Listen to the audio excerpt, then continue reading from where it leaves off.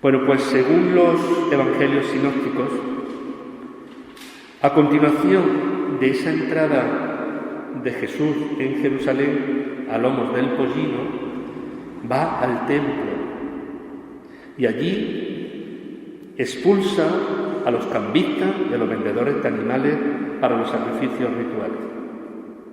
Según los sinópticos, lo remiten, esa experiencia la remiten en la última semana. Sin embargo, San Juan no lo hace así. San Juan lo sitúa al comienzo de la vida pública de Jesús y lo relaciona con una profecía sobre la destrucción del templo. Entonces, si lo leemos a San Juan en el capítulo 2, vemos la expulsión de los mercaderes del templo. Si leemos los sinópticos, lo vemos al final. Jesús, según los evangelios, usa una cita del profeta Jeremías. ¿Cuál es la cita del profeta Jeremías? No olvidemos que la pasión está leída a la luz del Antiguo Testamento. Está empedrada de citas bíblicas. ¿Y cuál es la profecía del profeta Jeremías? Pues esta. Habéis hecho de mi casa una cueva de bandidos. Y recordemos que Jeremías aboga por la unidad entre el culto y la vida, en la justicia delante de Dios y no la politización de la fe.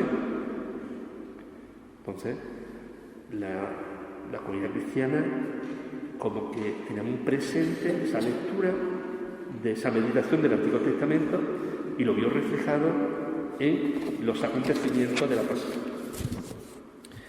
Jesús realiza este gesto profético en el templo, abogando por su única mediación válida entre Dios y los hombres. Mirad, dicen los entendidos que no había profanación, podemos decir, en el templo. ¿Por qué? Porque el templo de Jerusalén había una parte para los paganos, había una parte para los judíos, para el pueblo, había una parte para los sacerdotes, y solamente el sumo sacerdote, una vez al año, entraba al Sancta Sanctorum. No había, podemos decir,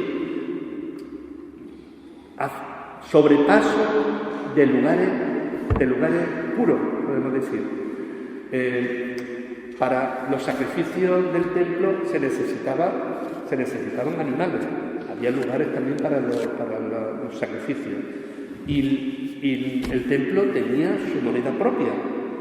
Es decir, ¿qué nos subraya como un consenso entre todos los teólogos que analizan el tema?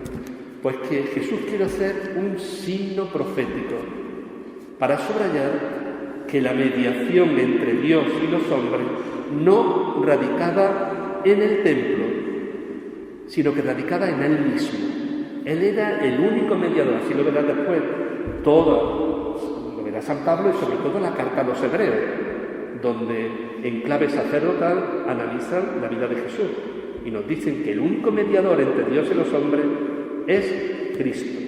Ya no hay mediación posible.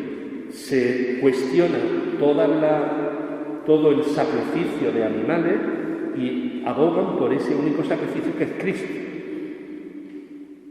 Es muy interesante que lo tengamos en cuenta.